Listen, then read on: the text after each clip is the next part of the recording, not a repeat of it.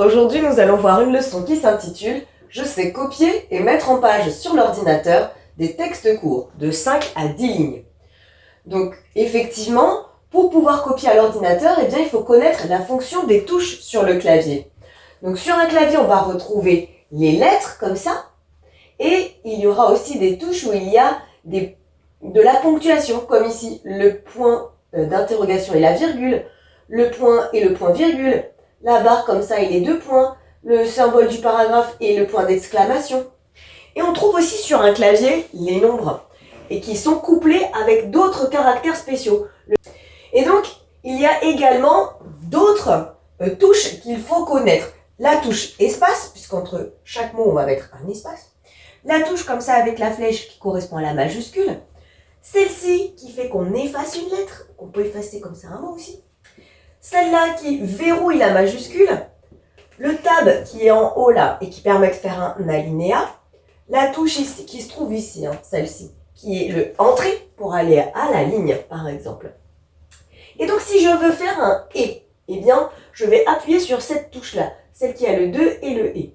Par contre, si je veux faire un « 2 », il va falloir que j'appuie sur la majuscule et que je fasse en même temps la touche 2 et « et ». Si je veux faire un point d'interrogation, je dois appuyer sur la touche majuscule plus cette touche-là. Par contre, si je veux juste faire une virgule, eh bien j'appuie juste sur cette touche.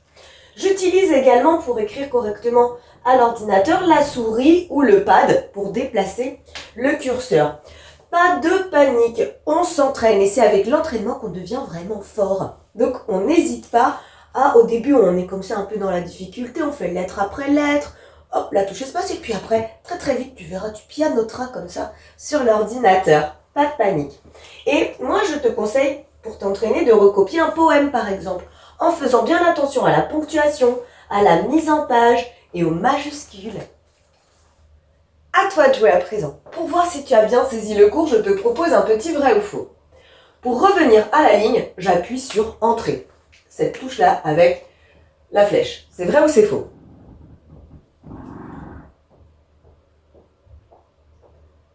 C'est vrai. Pour faire l'arrobase, le hâte comme ça, je fais Alt-GR plus la touche 0, A accent et arrobase.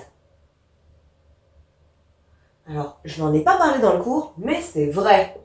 Voilà, donc cette touche Alt-GR peut te permettre à faire l'arrobase si on doit mettre des adresses mail par exemple. Quand je tape un texte, je ne suis pas obligée de mettre les accents. C'est vrai ou c'est faux? C'est faux. Les accents sont obligatoires, bien sûr. On respecte les mêmes règles que l'écriture manuscrite. L'alinéa, donc cette touche-là avec les deux flèches, permet de laisser un espace en début de paragraphe. C'est vrai. Et donc surtout, on retient qu'il faut s'entraîner pour devenir un professionnel après de l'écriture sur l'ordinateur.